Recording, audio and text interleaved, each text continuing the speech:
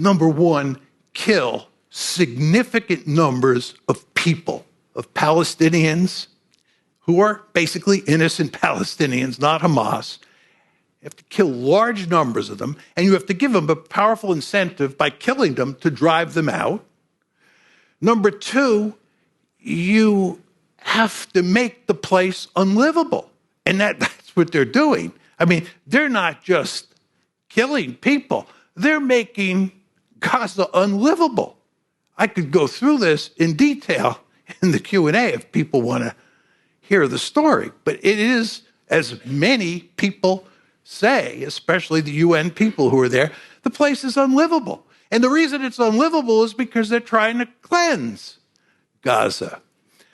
It's very important to understand that. And then finally, what they're doing is starving the population.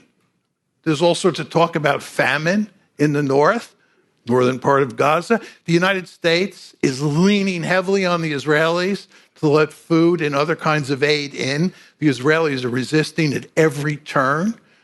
Why are they starving the Palestinians? Why are they killing the Palestinians? Why are they making Gaza unlivable? It's very simple. They want to drive them out. So that's basically what's been happening. And in the beginning, right, there was all sorts of talk about genocide. And I was on the record publicly as saying this is not a genocide. But after December, I changed my mind on that. I think the Israelis are now engaged in genocide.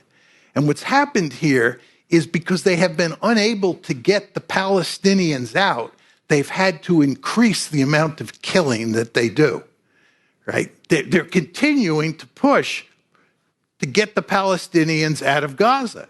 And the way they do that is just kill more and more people and make make the situation in Gaza more and more unlivable, right? So the situation is just getting worse and worse and worse, despite the fact that the United States and actually the West more generally are doing what they can to help feed the Palestinians. So the question is, where are we today? Where are we today?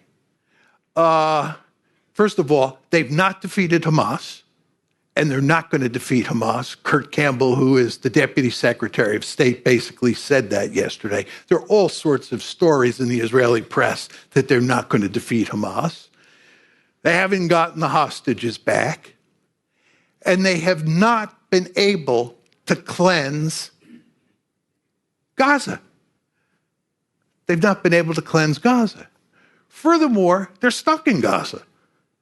They're there, right? They got out in 2005, and they're back there. This is not good.